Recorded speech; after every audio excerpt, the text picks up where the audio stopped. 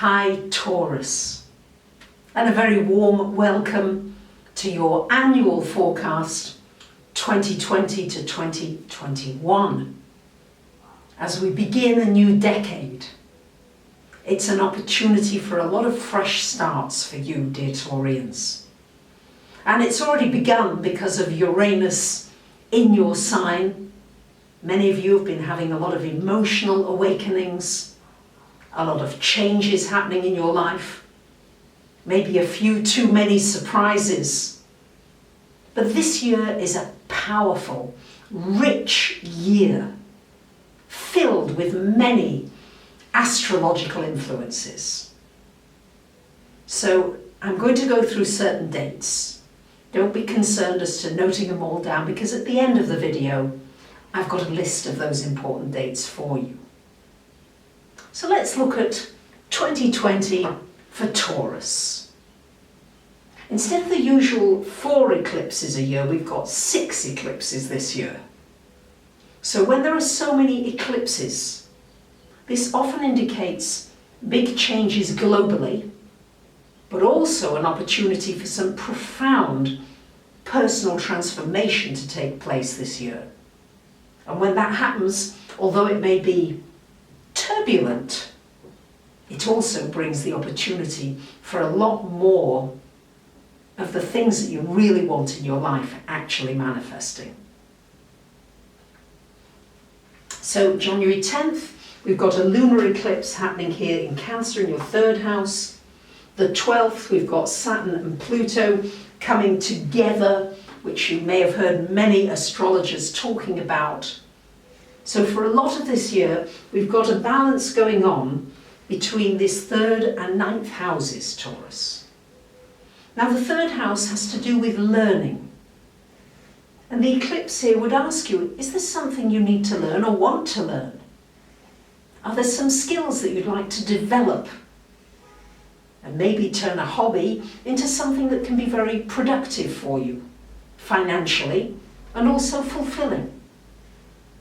It's asking you to look at your social circle, the people around you, the people you mix with. Do you need to make some changes there? Are you being too isolated? Do you need to reach out and network a little more? Or are you too scattered?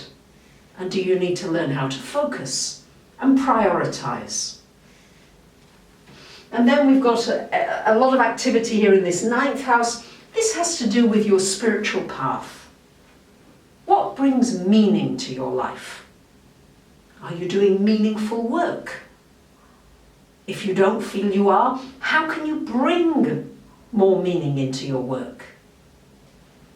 This may bring you an opportunity for some international business, for spreading your wings, for connecting with different people, different cultures, different organizations from the ones that you might normally go on or attract in your life. It may be a wonderful time for going on a spiritual journey, a retreat, maybe looking at more depth if you are a religious person. What does religion mean to you? Or God or spirit?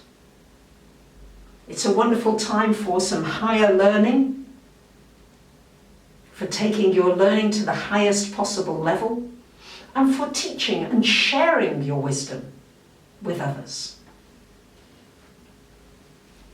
March the 22nd until July the 2nd, we've got Saturn coming into Aquarius for a few months, signaling to you there may be a restructuring to happen in your career, in your work. Maybe you stepping out and being seen a little more in the world than you have done so far. Now, April 4th, June 20th, November 12th, we've got Jupiter and Pluto coming together exactly. Now, this is a power aspect. You may find yourself dealing with issues of power, control, manipulation. It may be important for you to deal maybe with a legal situation. Maybe there are certain boundaries that have been overstepped that you need to just make some clear delineations about. It's a wonderful time for exploring new areas of the globe that you've not been to. And that can be tremendously transformative for you. Life-changing to go on a trip maybe to Italy or the Caribbean or somewhere, Iceland or somewhere you've not been to before that you long to go to. Maybe walk the Camino in Santiago, whatever it is that has some meaning. These will be wonderful triggers for you to do it. Now we've got May the 13th to June the 25th, Venus retrograde, and it's in your second house of money, so an opportunity to reevaluate your finances. Could be a very good time to find a great bargain. Really good time. Yeah, you could get some stonking deal.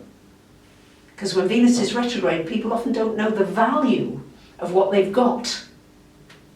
So you may go to an antique place or even a flea market and pick up something that's of tremendous value. It's also a time to look at your value, your self-esteem. Are you valuing your gifts, your talents? An old love may come back into your life, and that may be an old love of playing the piano, an old love of cooking, of gardening, of growing things. It might be time to nurture that once again. Oh, there's a lot here. On June the 4th, we've got a lunar eclipse happening, a lunar eclipse in Sag happening, where are you? Hello Sag, here we are. And on June the 21st, a solar eclipse happening here. So then the set of eclipses happening in your 8th house, which has to do with other people's money. Maybe you're going to be responsible for somebody's resources. Maybe you're working in a business partnership that needs to change. Maybe you're considering getting into some kind of partnership. Any kind of finances to do with mortgages, banks, taxes, all of that may come up for you to look at and to examine. And the solar eclipse here in the 3rd house, an opportunity to just meet some new people, to enliven your social scene.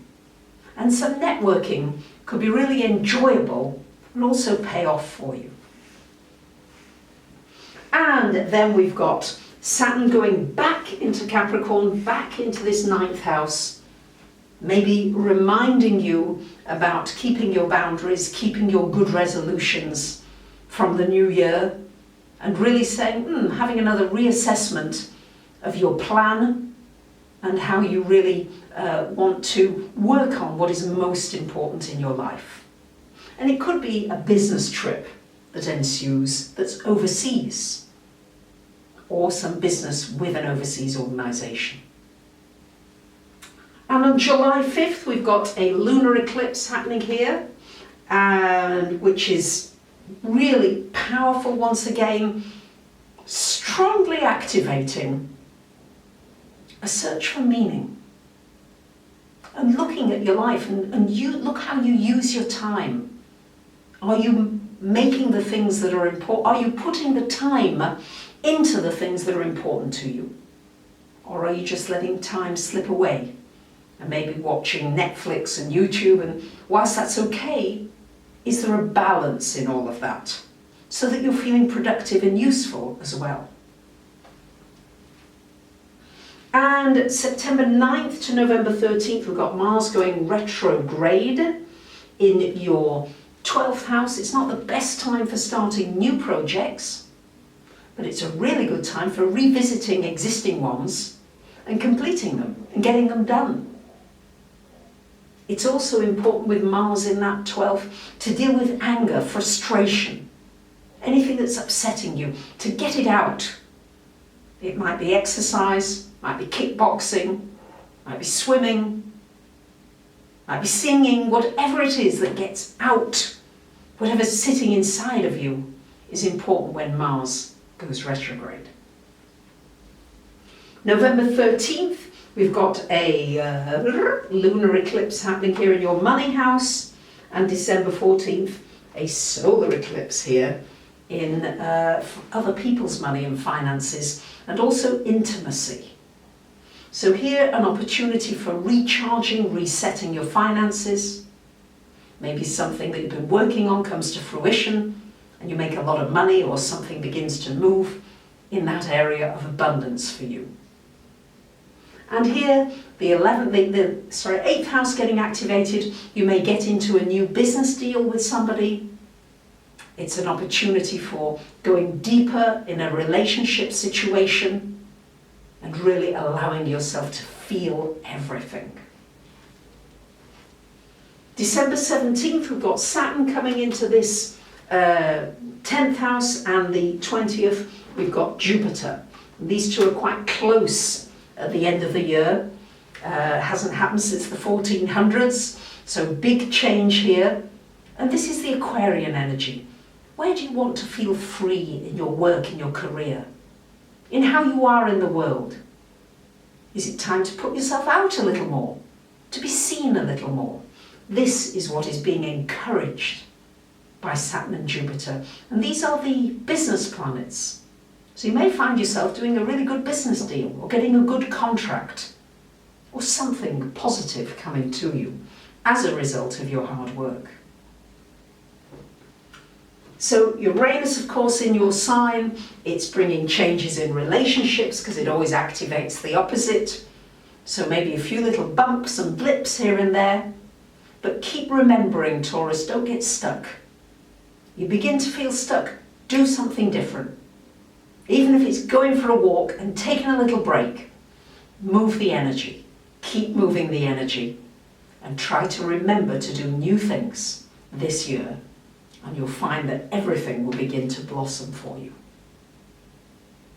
Maybe you'd like to have a personal reading about what this year holds in store for you. Maybe some astrology and some channeling, whatever you would like. And I thank you for liking, commenting, sharing, and subbing. Bye for now.